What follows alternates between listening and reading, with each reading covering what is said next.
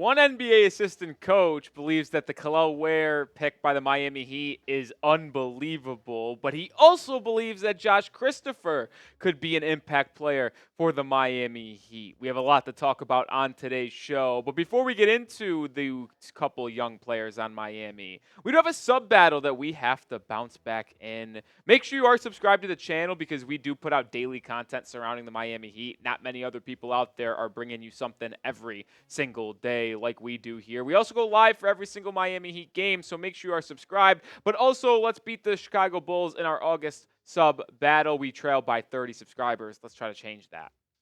All right, where is this love coming from? Well, one of the best, if not the best beat reporter for the Miami Heat is the Miami Herald's Barry Jackson, and he spoke with a long-term time assistant coach in the Western Conference who obviously can't share who he is or what team he coaches, but it is a team in the Western Conference. He had a lot of complimentary things to say about the Heat and their upcoming young players, like Kel'el Ware, like Pelle Larsson, like Josh Christopher, and I wanted to share them with you and tell you my thoughts on the matter. The assistant coach said they got a steal with Kel'el Ware. Everyone questioned his motor at Oregon. Nobody questioned his talent. And people are going to be disappointed they didn't take him before Miami selected him 15th overall.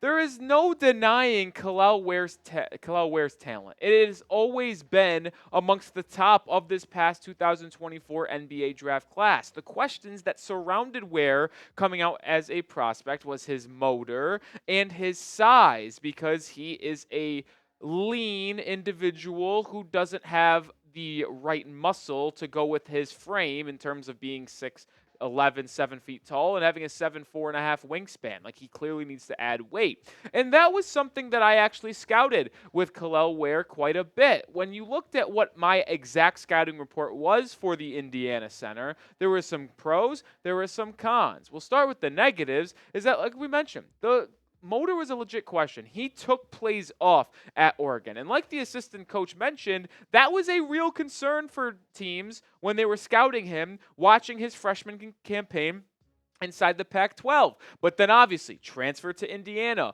played under legendary coach Mike Woodson. And if you're going to play under Mike Woodson, if you know anything about him, you need to play hard all the time, and you need to bring the right attitude. So Kel'el Ware was able to go to a right system for him to change that around, and honestly a system that is very similar to the Miami Heat's. The only other issue I had with Kel'el Ware is that he did struggle at times against some elite competition. Hunter Dickinson in Kansas, Donovan Clingan in UConn, Zach Edey at Purdue a couple times. He did not have really good performances against them, which is a little disappointing. But the pros are just so high, right? Great versatility. He's an excellent athlete that can be a lob threat, a rim protector. And he has great feel on the defensive end, which you had a great ability to watch at Summer League. And my comp for Kel'el Ware was a Miles Turner type player because he does display a nice little touch to where he can develop a jump shot at 35, 38% at the NBA level. He was also actually my 14th overall player on my NBA draft big board, which is right where the Heat took him at 15, but ultimately I had him as a lottery player that deserved to be picked in that range. More to speak on Kel'el Ware here in a second, but I think I know the answer for the Heat fans. I'm at a number 10. I imagine most of the Heat fans are also at a scale of 10 in terms of their excitement for Kel'el Ware. Let me know, how pumped are you for Kel'el Ware? Sound off in the comment section.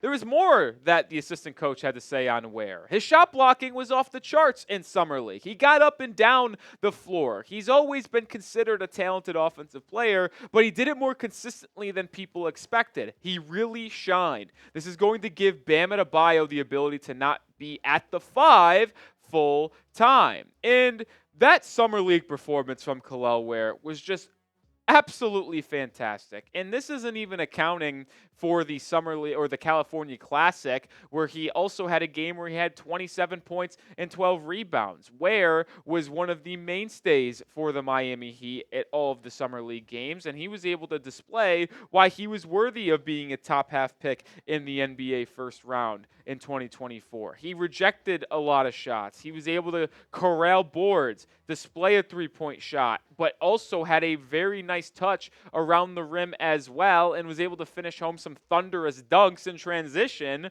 but also on putback attempts. Like, it is very clear to me that the Miami Heat got a good one with the 15th overall pick. Now, what is his ceiling in this upcoming rookie year? That is to be determined. I still believe he needs to work on some defensive positioning, IQ at the NBA level, as well as put on some weight so he won't get pushed around inside so easily by physical NBA centers like Jakob Poeltl, like Jonas Valanciunas. And I know those are some of the most big and physical centers, but that is a serious concern that when Kel'el Ware comes off the bench, that the Heat are going to have to worry about. But once he gets in that strength and conditioning program in Miami, I think that will all be fixed, and we will see a more polished Kel'el Ware, which will allow him and Bam to play together, but also provide Miami the best backup center they have had for Bam Adebayo in his entire career, because it simply has not been adequate enough with Kevin Love, Cody Zeller, Dwayne Dedmon, and Myers Leonard over the past 5 seasons. Pelle Larsson also got some love. Smart as heck is how he was described. He just knows how to play. If the Heat 2023 first-round pick Jaime Jaquez Jr. is a 10 on the know-how-to-play scale, this kid is right there with him. He's not as physically gifted as Jaquez, but he can shoot, and he's got a great feel for the game. Now, I'm not so sure that Pelle Larsson will impact this Miami Heat roster, and actually on my roster breakdown and my concern for every player in the Heat's rotation, there is 14 players on this team. I only talked about 12 of them. Pelle Larsson wasn't one of them because I actually don't feel like he's going to have that large of a role for Miami when everybody's healthy, just because there's some other players that probably deserve it more. But I do think Larsson is a good pick and is someone that is going to be able to blossom inside the Miami Heat's culture, organization, and developmental program. And I do believe the Miami Heat are actually been one of the best teams in the entire NBA in terms of hitting on draft picks the past decade. And I know there are some misses. There's no debating it. 2015 is always going to hurt when the Heat selected Justice Winslow over Devin Booker. Same can be said for 2020 when they took Precious Achiuwa at 20 overall and Tyrese Maxey went 21st. Like, those aren't great. But think about some of these other picks, folks. Focus on the positives instead of the negatives. Josh Richardson in the second round. That's a fantastic pick that has played out. Bam, arguably the second best pick in Miami Heat history behind Dwayne Wade.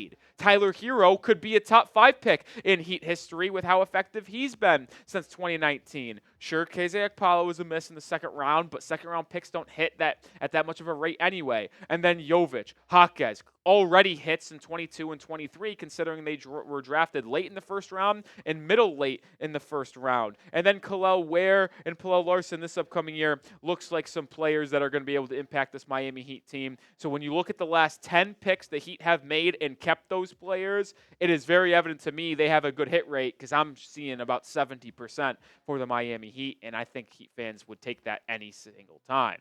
Make sure you do get this Miami Heat t-shirt. It is on sale. Yes, you heard that correctly. Usually $30, only $20 right now when you go to chatsports.com/Heat shirt. It is never too early to get your Miami Heat basketball gear. Get it right now. I actually love this shirt. Producer Tex also said he loved this shirt, and he's not even a Heat fan. You see the Miami Heat basketball, with the actual basketball in the middle, the little flames on the outside. Really cool shirt. Grab yours today, chatsports.com/Heat shirt. All right, let's talk some Josh Christopher. Is he going to break out for the Miami Heat? A former first-round pick, ironically, also in that 2020 first-round draft. And he has not been able to really stick in the NBA thus far with the Houston Rockets, Jazz, and he's been a G League player. Got with Sioux Falls at the end of last season, stayed with them throughout the Summer League, and obviously won Summer League Finals MVP and absolutely hooped out in Las Vegas. The assistant coach believes he could do something as well. He could really score. He played in some competitive Summer League games and showed late in games that he could be a threat. From talking to people who have worked with him, it wasn't like he balked at going to the G League. He took the challenge to learn how to distribute and become a better basketball player in the G League when asked to do that.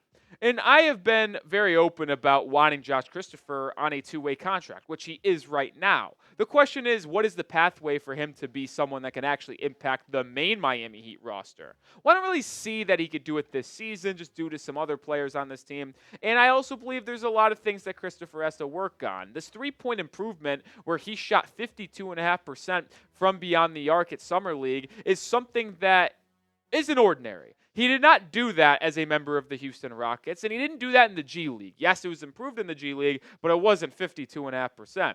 But if he can display the ability to be a consistent three-point shooter and play above average defense or just average defense, well, this is someone the Miami Heat can use due to his youth, athleticism, and ability to improve in a system like Miami, which is very evident that people are able to grow. Like, Josh Christopher was so dang good for the Heat this summer, and there's no doubt that you have to keep a player of this caliber on this team. Like, when you look at what Zion Pullen did compared to Josh Christopher, there was no question that Christopher deserved the two-way contract over Pullen. Now, Pullen is going to be with Miami in training camp on an Exhibit 10, and hopefully he's going to be able to stick around in the Heat's G League system. But Christopher absolutely deserves that first crack to get a Heat roster spot and be on a two-way contract. Still got to see if Isaiah Stevens could take the final two-way contract away from Drew Smith, because Christopher and Keshad Johnson are likely locks.